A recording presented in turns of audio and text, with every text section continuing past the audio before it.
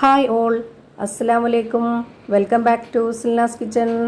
ഇന്നത്തെ റെസിപ്പി ഒരു അടിപൊളി വെറൈറ്റി പലഹാരത്തിൻ്റെ റെസിപ്പിയാണ്. റവയും തേങ്ങയും വെച്ചിട്ടാണ് ഇത് തയ്യാറാക്കി എടുക്കുന്നത്. എത്ര കഴിച്ചാലും മടുപ്പ് വരാത്ത നല്ല ടേസ്റ്റി ആയിട്ടുള്ള ഒരു അടിപൊളി പലഹാരമാണ്. ബ്രേക്ക്ഫാസ്റ്റ് ആയിട്ടും സ്നാക്സ് ആയിട്ടും ഇത് കഴിക്കാൻ പറ്റും. അപ്പോൾ ഇതെങ്ങനെയാണ് തയ്യാറാക്കുന്നതെന്ന് അറിയാനായിട്ട് വീഡിയോ സ്കിപ്പ് ചെയ്യാതെ മുഴുവനായിട്ടൊന്ന് കണ്ടു നോക്കണേ.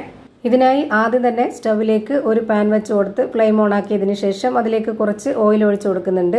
ഓയിലൊന്ന് നന്നായിട്ട് ചൂടായിട്ട് വരുമ്പോൾ ഒരു മീഡിയം ഫ്ലെയിമിലേക്ക് ഇട്ട് കൊടുത്തതിന് ശേഷം സബോള ചെറുതായിട്ട് കട്ട് ചെയ്തെടുത്തിട്ടുള്ളത് ഇതിലേക്ക് ഇട്ട് കൊടുക്കാം. ഞാനിവിടെ ഇതിലേക്ക് ഒരു സബോളയാണ് എടുത്തിട്ടുള്ളത്. അടുത്തതായി ഇതിലേക്ക് 4 അല്ലി വെളുത്തുള്ളി, 2 പച്ചമുളക്, കുറച്ച് മല്ലിയില, കറിവേപ്പില ഇത്രയും ചെറുതായിട്ട് കട്ട് ചെയ്തിട്ട് അതുകൂടി ഇതിലേക്ക് ഇട്ട് കൊടുക്കുന്നുണ്ട്. ഇനി ഇതെല്ലാം കൂടെ നല്ലപോലെ ഇളക്കി കൊടുത്തതിന് ശേഷം ഒരു 10 സെക്കൻഡ് ഇതൊന്ന് അടച്ചു വെച്ചിട്ട് വേവിച്ചെടുക്കാം.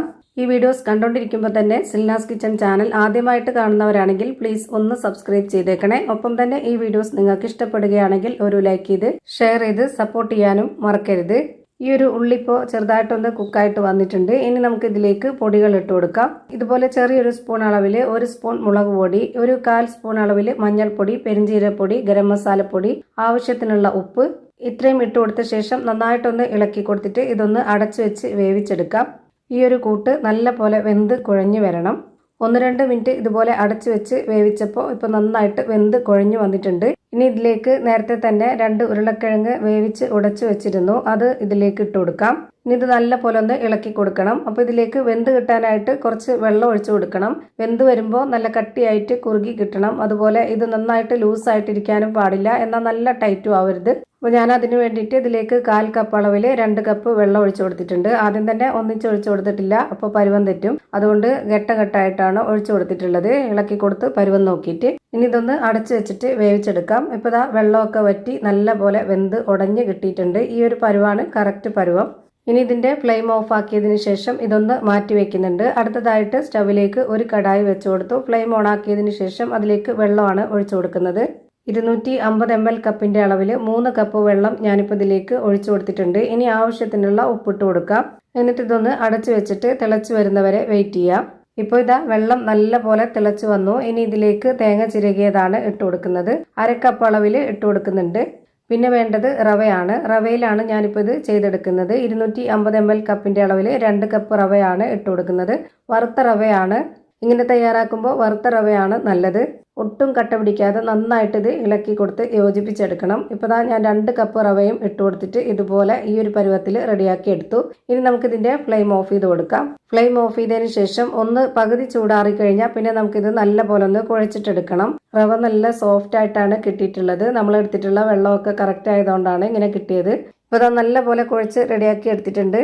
ഇനി നമ്മുടെ കയ്യിൽ കുറച്ച് ഓയിലൊന്ന് തടവിയതിന് ശേഷം ഇതിൽ നിന്ന് കുറച്ച് മാവ് എടുത്തിട്ട് ഇതുപോലെ ബോൾ ഷേപ്പിലാക്കി എടുക്കാം. ഞാനിപ്പോൾ കുറച്ച് വലിപ്പത്തിലാണ് ഇത് റെഡിയാക്കി എടുക്കുന്നത്. ഓരോരുത്തർക്കും എത്ര വലിപ്പത്തിലാണോ വേണ്ടത്, അതുപോലെ ഏത് ഷേപ്പിലാണോ വേണ്ടത് അതുപോലെ തയ്യാറാക്കി എടുക്കാം. ഞാനിപ്പോൾ ഇവിടെ കുറച്ചധികം വലിപ്പത്തിൽ ഈ ഒരു ഷേപ്പിൽ എല്ലാം റെഡിയാക്കി ഒരു പാത്രത്തിൽ മാറ്റി വെച്ചിട്ടുണ്ട്. ഇനി നമുക്ക് ഒരു ബോർഡിലേക്ക് കുറച്ച് ഓയിൽ ഒഴിച്ചു കൊടുത്തതിന് ശേഷം അത് നന്നായിട്ടൊന്ന് സ്പ്രെഡ് ആക്കിയിട്ട് അതിലേക്ക് ഒരു മാവ് വെച്ച് കൊടുത്തിട്ട് കൈ വെച്ചിട്ട് തന്നെ നല്ല പോലെ ഇതുപോലെ ഒന്ന് പരത്തിയെടുക്കുന്നുണ്ട്. പെട്ടെന്ന് ഇതുപോലെ സ്മൂത്ത് ആയിട്ടിരിക്കുന്നതുകൊണ്ട് പെട്ടെന്ന് പരന്ന് കിട്ടും.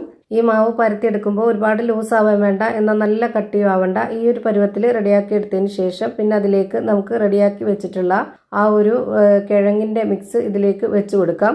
ആവശ്യത്തിന് വെച്ച് കൊടുത്തതിന് ശേഷം ഇത് നമുക്ക് ഈ ഒരു ഷേപ്പിൽ മടക്കി എടുത്തിട്ട് നന്നായിട്ട് ഇതൊന്ന് ഒതുക്കി കൊടുക്കാം. ഇതുപോലെ തയ്യാറാക്കുമ്പോൾ നമുക്ക് രാവിലെ ബ്രേക്ക്ഫാസ്റ്റ് ആണെന്നുണ്ടെങ്കിലും ഈ ഒരെണ്ണം കഴിച്ചാൽ മതിയാവും ഒരാൾക്ക്.